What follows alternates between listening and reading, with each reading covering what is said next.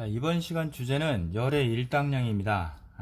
이 부분은요, 물리학 1에서는 연력학 과정 굉장히 좀 어렵게 문제가 나오는데, 물리학 2에서는 정말 쉬워요. 알아야 될 것들만 아주 간단하게 알고 있으면은 끝납니다. 약간 아쉬운데, 일단 한번 정리해 보겠습니다. 첫 번째는 일단 열이라고 하는 것이 무엇인가에 대해서 좀 여러분들 정리하고 넘어가셔야 되는데, 필요한 만큼만 정리해 드릴게요. 정말 재밌는 게 많고 한데, 일단은 첫 번째, 이건 아셔야죠. 너무나 잘 알고 있는, 이거는 상식인 거. 열은 어디가? 온도가 높은 곳에서 필기하면서 참 황당하죠, 여러분. 낮은 곳으로 이동한다.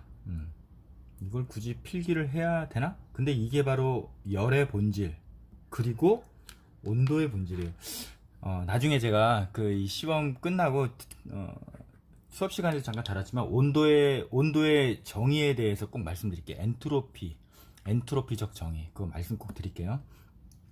이것도 참 생각할 게 많아요. 그러니까 여러분 진짜 나중에라도 이 동영상 보시면서 시험 준비하는 게 아니고 아니 곱씹어 보세요. 이제 패러프레이징이라고 하잖아요. 여러 가지로 말을 바꿔 보시고요. 죄송합니다. 어떻게 해요? 온도가 높은 곳에서 낮은 곳으로 이동한다. 언제까지 그러면? 언제까지? 그렇죠. 온도가 어떻게 될까요? 같아질 때까지 이동하는 거죠. 그래서 이 같아질 때까지 이동하는 거를 뭐라 한다? 이거를 그때, 그러니까 온도가 같아진 그때를 열평형 상태에 이르렀다. 이렇게 지금 얘기하죠. 그러면은 낮은 곳에서 높은 곳으로 올라가는 경우는 진짜 없나요? 뭐 이런 것도 한번 생각해 봐야죠. 온도가 같아질 때까지 자발적으로, 되게 중요한 거는 그냥 자연이 그렇게 움직여요. 이것도 우리 유니버스의 규칙이겠죠. 자발적으로 이동한다는 거. 왜 자발적으로? 가만히 놔둬도 이렇게 이동을 할까? 그리고 차갑다 뜨겁다라고 하는 건 도대체 뭘까? 차갑다라고 하는 거는 무슨 뜻이죠? 차갑다. 우리 느낌, 그 감각의 차갑다라고 하는 느낌은 뭘까요, 대체? 이 물체를 딱 이렇게 내가, 이게 지금 손입니다. 손을 이렇게 딱 대면, 차갑다라고 하는 거는 무슨 뜻? 이거는 이제, 둘 사이에, 내 손과 요 물체 사이에 온도차가 생겨서 열이 이동하는 거죠. 어떻게 해요? 내 손으로부터 물체 쪽으로 열이 이동하는 현상을 차갑다라고 우리가 느끼는 거죠. 우리 감각이요. 그쵸? 네. 그래서 내 몸으로부터 내 손으로부터 열이 빠져나가는 거를 나는 차갑다라고 느끼는 거고, 그렇다면 뜨겁다라고 하는 거는 무슨 뜻? 뜨겁다라고 하는 거는 거꾸로 열이 물체로부터 내 몸으로 이제 전달이 될 때, 너무 많이 전달이 되면 이제 화상 입는 거고, 그쵸? 예. 그러면 단백질이 변성이 되는 거고. 야, 그렇죠. 단백질이 또 변성이 되네요. 그러니까 진짜 왜 우리 감각은 차갑다, 뜨겁다, 즉 온도에 이렇게 예민하게 진화가 되어 왔을까? 이런 것도 되게 흥미로운 주제죠. 일단은 요거는 여기까지만. 자, 그래서 두 번째. 그래서 이동을 자발적으로 하는데요. 여기서 진짜 온도가 되게 중요하다는 거 알겠죠? 그래서 온도가 높은 곳의 온도를 TH라고 하고, 온도가 낮은 곳을 TC 이렇게 한번 정의를 해볼게요. 우리 나름대로는. 그럼 이동한 열량을, 그럼 얼마만큼의 열량이 이동하느냐? 그 이동한 열량은 어떻게 정의하냐면 Q는 시멘트, 이렇게 Q는 뭐라고? 시멘트, 이렇게 지금 외우시면 될 것 같아요. 이 개념이 어디 나왔냐면 이 식과 함께 이동한 열량이 시멘트다. 이 개념과 함께 여러분들이 꼭 알아둬야 할 이미지가 있어요. 사실은요. 이렇게 그냥 그릴게요. 물체가 이동하는데, 전도라고 아시죠? 전도 대류. 전도. 그러니까 요 물체. 이 온도가 예를 들면 높은 곳에서 온도가 낮은 곳으로 이렇게 온도 차이가 생기면 뭐가? 이동하는 거죠. Q가 이동을 하는데, 이 이동을 하게 하는 이 물체, 열이 그냥 이동하지 않아요. 열이 그냥 이동하지 않고 어떻게 해요? 어떤 물체를 항상 매개로 해서 이 물체가 다리가 돼서 이동을 하거든요. 그 현상을 주로 이제 우리가 뭐라고 하냐면은 전도 현상이죠. 전도 현상이라고 하죠. 물론 이 매개체가 없이 뜨거운 곳에서 차가운 곳으로 이동할 수도 있어요. 그게 뭐죠? 직접 여기에서 열을 가진 에너지 덩어리가 직접 와서 이쪽으로 전달되는 거. 그게 바로 복사죠, 복사. 태양으로부터 지구로 열 에너지가 오는 방법이 바로 그거예요. 복사. 뭐 또 대류라고 하는 것도 있는데 여기서는 이것만 생각합시다. 전도. 예, 직접 여기에 뭔가 온도가 높은 곳과 낮은 곳 사이에 어떤 물체가 질량 M인 물체가 이렇게 붙어가지고 얘가 이제 그러니까 열을 전달하는 배달부가 된다라는 요 이미지를 한번 생각해 보세요. 이놈의 질량을 M이라고 하고 그렇게 했을 때 요 관계식이 이제 나온다는 거죠. 그리고 요 C라고 하는 게 뭐냐면 이게 되게 재밌는 건데 이 C가 뭐예요? 이 C를 우리가 비열이라고 정의를 해요. 비열. 이거는 이 전달하는 물체의 특성 값으로 물질의 특성 값으로 되게 이제 결정이 되는 거죠. 물의 비열이 얼마? 물의 비열이 1이고 모래 같은 경우는 0.2 정도 이렇게 값이 갑니다. 아시죠? 요 질량 그 다음에 온도 델타 T. 그러니까 요거 온도 차이는 어때? 온도 차이가 크면 클수록 이동하는 열량이 많아진다라는 얘기기도 하죠. 이렇게 지금 시멘트라고 하는 개념을 꼭 이 이미지와 함께 꼭 기억해 두시기 바랍니다. 아셨죠? 그래도 되게 재밌는 게 예를 들면 이런 게 있어요. 아까 물의 비열이 얼마요? 1이라 그랬죠. 그 다음에 요 모래의 비열, 얘도 모래 같은 모래의 비열은 0.2라고 지금 했잖아요. 그러면 같은 물체라고 하더라도 또 열을 똑같이 받으면 어떤 게 더? 비열이 작을수록 똑같은 열량을 받아도 비열이 작을수록 질량은 똑같고 열이 똑같다면 비열이 작을수록 온도 변화가 더 크단 얘기죠. 그쵸? 똑같은 열량을 받아도 여기는 물이고 여기는 모래 이렇게 있으면 똑같은 열량을 이렇게 받아도 온도는 얘가 어떻게? 조금만 올라가고 얘는 온도가 많이 올라가는 거야. 이렇다는 뜻 아니에요? 야, 똑같은 양의 열을 받아도 온도 올라가는 것이 차이가 생긴다. 그러면 온도가 어떻게 돼? 온도가 서로 달라지죠. 달라지면 또 어떻게 돼요?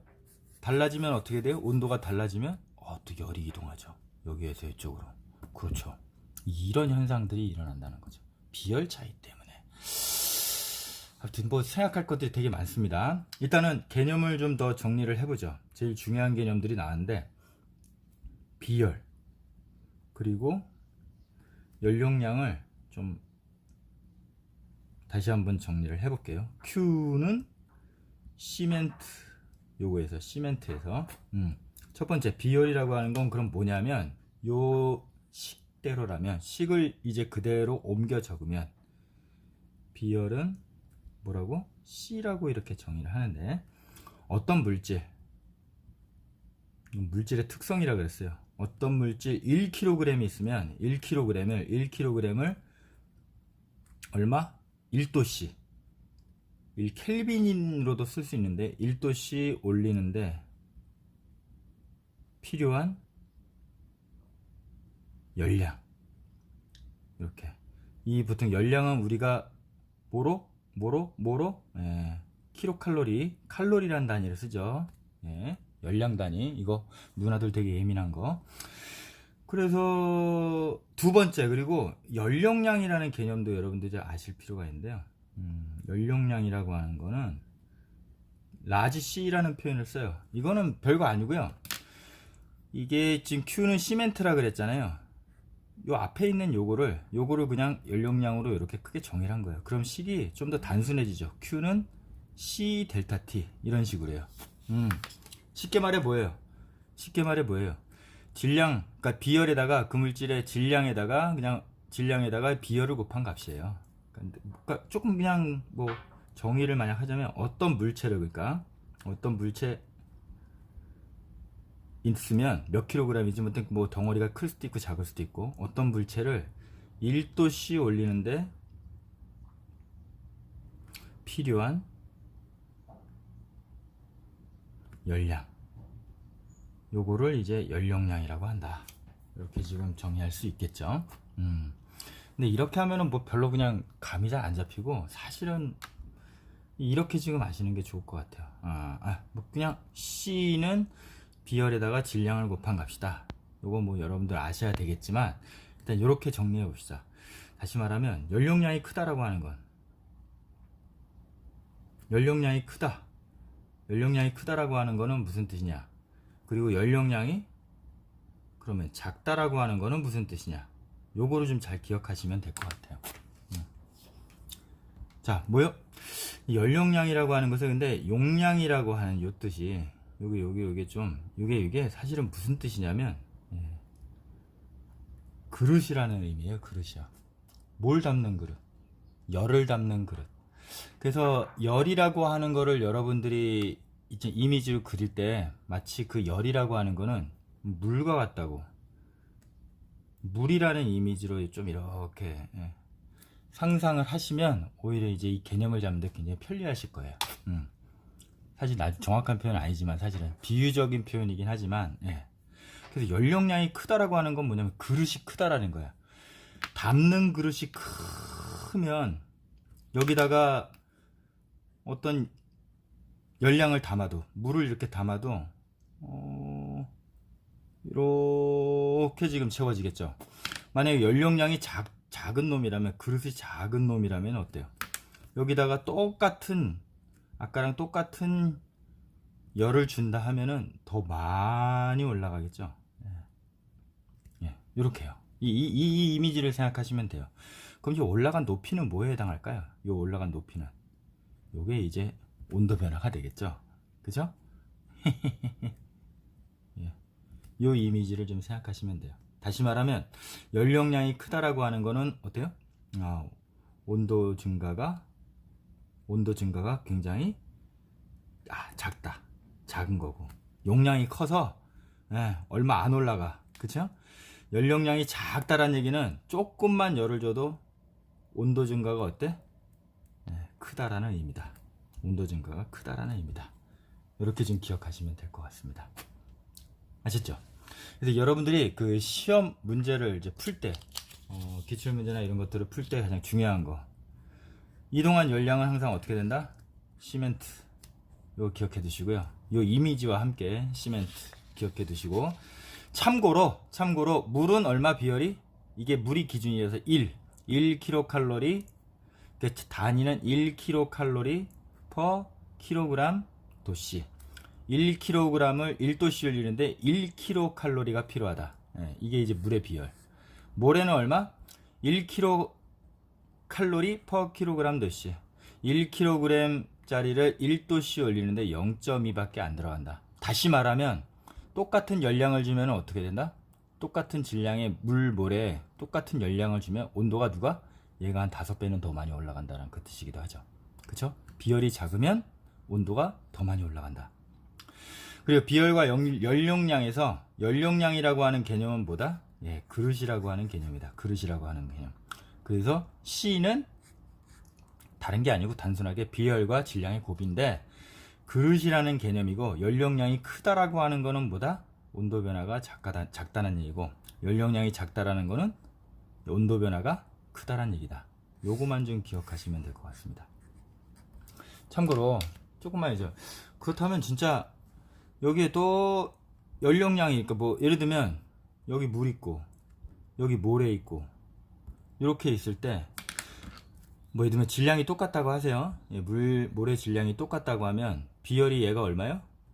1이고 얘는 지금 0.2라고 했잖아요. 똑같이 한낮에 똑같은 햇빛을 받아도 올라가는 게 어때요? 온도 올라가는 게요. 그렇죠.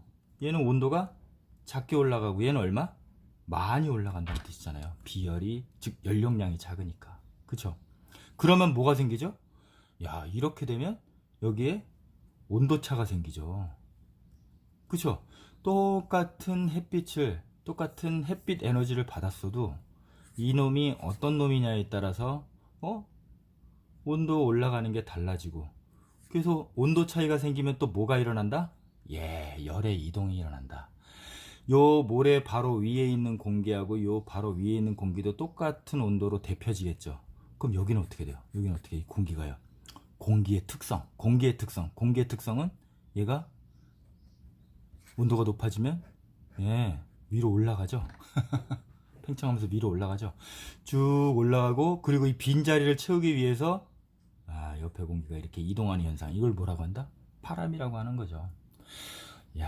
그래서 우리 지구에 여러 가지 물질, 다양한 물질들이, 연령량이 다른 물질들이 많음으로 해서 이러한 온도 차이가 생기고, 이러한 다이내믹한 그 열의 이동들이, 그리고 이것들이 굉장히 많은 지구의 다채로운 변화들을 만들어낸다. 이렇게 하시면 될 것 같습니다. 자, 그 다음에 이제 세 번째, 요게 이제 가장 시험에 자주 나오는 문제인데, 세 번째, 열의 일당량을 보겠습니다. 이건 좀 개념 설명만 하면 되니까 문제 풀 필요는 없을 것 같아요. 워낙에 단순한 문제들이 많이 나와서요. 특히 열의 일당량, 이건 누구냐면 줄이라고 하는 사람이 실험을 한 거라고 했죠. 이게 약간 또 역사적인 배경이 있는데, 열이라고 하는 것을 가장 많이 연구하게 된 그 시대가 뭐냐면 서양 기준입니다. 언제? 열이 가장 중요했던 시기, 바로 증기기관 발명이죠. 산업혁명. 바로 뭐예요? 열을 가지고 증기기관이 뭐야? 열을 뭘로? 운동 에너지로 바꾸는 전환장치잖아요. 에너지 전환장치. 이러면서 이제 열이라고 하는 게 뭘까에 대한 그 본질적인 것들을 이제 계속 이제 연구를 하기 시작한 거죠. 근데 보세요. 이게 뭐라고요? 증기기관이라고 하는 게 열이라고 하는 거를 뭘로 만든다? 에너지로 만든다. 그래서 결국 뭘로 발전을 해요? 열은 에너지다. 이 개념이 이제 이때 성립이 되는 거죠. 그때 이 전까지만 해도 열은 열이고 뜨겁다 차갑다 하는 것과 관련된, 온도와 관련된 어떤 그냥 현상이고, 이게 심지어 열을 전달하는 게 뭐 열소라고 하는 어떤 입자가 있다고도 생각을 했어요. 근데 이게 뭐라고요? 에너지다. 이 일을 할 수 있게 하는 에너지가 된다. 에너지다. 이 개념을 잡은 게 바로 줄을 비롯한 그때 당시에 과학자의 업적이 되는 거죠. 그래서 단위도 다르다니까요. 단위가 칼로리고 얘는 어때요? 줄. 단위가 다르다라고 하는 거는 뭐냐면, 이게 무슨 뜻이냐면, 진짜로 얘네들이 완전히 독자적으로 서로 이제 그냥 계속 연구가 돼왔고, 이 서로 두 개는 다른 현상이다라고 인식을 사람들이 해왔었다라는 뜻이기도 해요. 단위가 다르다라는 걸. 그럼 이거를 어떻게 했어요? 줄이라고 하는 사람이 통일을 시켰죠. 근데 통일을 하려니까 단위가 다르니까 뭐가 필요해요? 환율이 필요하죠. 1칼로리를 그대로 1줄로 할 수가 없고, 그때 당시 다 쓰던 그 값이 있으니까 얼마? 이게 얼마로요? 4.2줄로 쳐주자. 그래서 요 4.2줄이라고 하는 거를 뭐라고 하냐면, 몰라요. 아무튼 이렇게 일당량이라는 표현을 쓰죠. 이거 환율 생각하시면 돼요. 환율. 우리 1달러를 우리나라 돈으로 하면 얼마? 내가 누구한테 1달러 지폐를 딱 건네주고 하면은, 이거 우리나라 돈으로 그러니까 좀 바꿔달라고 하면 어떻게? 이거를 1원 주면은 어떻게? 똑같이 1이니까 1이라고 주면은 큰일 나지 않겠습니까? 그래서 얼마를 곱해주고 줘요? 요즘에 얼마인가? 1달러를 1원으로 쳐주는 게 아니고 얼마로 쳐줘야 돼? 1200원인가 요즘에? 잘 모릅니다. 저도. 1200원. 달러를 원으로 바꿔줄 때 얼마로 곱해줘? 1200을 곱해주고 지금 해야지 이게 어떻게? 같아진다라는 거지. 그것과 똑같아요. 이거는 뭐야? 이거 환율이라고 우리 하잖아요. 여기서는 이제 일당량이라는 표현을 씁니다. 1칼로리를 어떻게? 4.2줄로 4.2로 곱해주고 쳐주자. 요거는 꼭 기억하셔야 되고요. 문제 푸실 때. 두 번째, 그러니까 열이 결국 뭐가 되냐면 에너지가 된다라는 거. 거꾸로 또 뭐예요? 어떤 물체의 역학적 에너지를 열로 바꿀 수 있다라고 하는 거. 예. 그거를 즉 뭐라고? 여기에서의 역학적 어떤 물체의 역학적 에너지를 뭘로? Q는 시멘트로 바꿀 수 있다는 거. 예. 예. 이거를 이 개념을 잡고 이제 실험한 게 바로 줄의 실험이죠. 요거는 지금 역대 지금 물리학2 시험에서 수능에서 물리학2 수능에서 계속 매년마다 나오는 아이템이니까 꼭 기억해 두십시오. 그림 진짜 단순합니다. 여러분들도 한번 그려보세요. 저보다 더 잘 그릴 수 있어요. 이게 줄 실험 장치인데 통에다가 뭘 담아요? 통에다가 액체를 담습니다. 주로 뭐겠죠? 물이겠죠? 액체를 담아요. 주로 물을 담아요. 비열이 1이겠죠. C가 1이고 질량 M인 이 액체를 이렇게 담고 여기에서 이제 이렇게 안에다가 바람개비 같은 이게 바람개비입니다. 빙글빙글 돌아가면서 물을 휘저어요. 예. 여기 담고 여기에 뭘 연결하냐면 이제 추를 연결하죠. 추를 연결하고 추를 질량 라지 M에 추를 연결하고 이제 떨어뜨리는 거죠. 자, 이 장치예요. 물론 여기 양쪽에도 이렇게 답니다. 근데 이거 하나만 지금 달면 다시 말하면 얘를 이제 어떻게 해요? 얘를 아래로 쭉 떨어뜨려요. 떨어뜨려요. 그러면 어떻게 되죠? H만큼 떨어뜨리면 이 역학적 에너지 추의 역학적 에너지 감소량이 감소한 만큼 뭘로 바뀐다는 얘기예요? 어떤 개념이에요? 이게 이거 이 쭉쭉 내려가면서 이 바람개비를 확 돌리면서 이 물을 휘젓게 되고 그러면서 여기 뭐가요? 온도가 올라가겠죠. 즉 온도가 증가해요. 온도가 증가한다는 건 뭐죠? 물이 열을 받았다는 얘기죠. 열 받았다는 얘기죠. Q는 시멘트만큼. 그쵸? 예. 역학적 에너지 감소량이 뭐가 된다고? 액체가 받은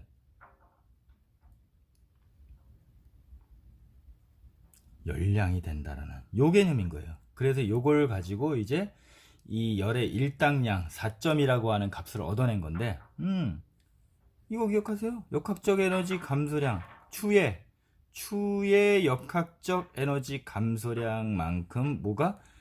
액체가 받은 열량이 된다. 요 개념으로. 물론 여기에는 조건이 붙습니다. 어떤 조건이? 여기 추에서 뭐 이 돌면서 마찰이나 여기 돌면서 마찰이 일어나거나 운동 뭐 이렇게 이 자잘한 것들이 다 없이 무시하고 뭐가 온전히 액체의 열량으로만 다 전환이 됐다라는 그 가정이 필요하긴 한데 요 개념을 그대로 따오면 이제 어떻게 돼요?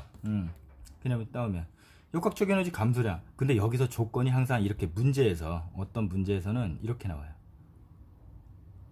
어떤 문제 주로 저기 지금 수능 기출 문제에서 이렇게 나오냐면 어떻게 나오냐면 뭐 예를 들면 이 추가 일정한 속력으로 H만큼 떨어질 때 이러면 문제가 더 쉬워지죠.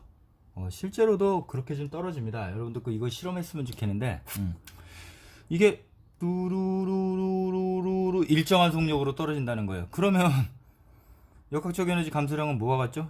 역학적 에너지 감소량은요? 포텐셜 에너지 감소량이랑 똑같아지죠. 이렇게 지금 될 때는 요 조건이 딱 되면 문제에서 요 조건이 나오면 역학적 에너지 감소량은 그대로 뭘 쓸 수 있다? 라지 MGH로 포텐셜 에너지 감소량만 되잖아. 운동 에너지 즉 뭐 일정하다며. 그러니까 0이지 뭐 변화량은. 그렇죠? 이것이 액체가 받은 열량 얼마? CM 델타 T와 같다. 그죠? 예. 요걸 이제 이 식을 이렇게 쓰고 요 수식으로 이제 여러분들이 뭐 문제를 풀거나 이제 그렇게 하게 됩니다. 예. 지금까지 뭐라고요? 역대 지금 물리학2 수능 기출에서는 계속 이 문제가 나왔었다고요. 꼭 기억하시기 바랍니다.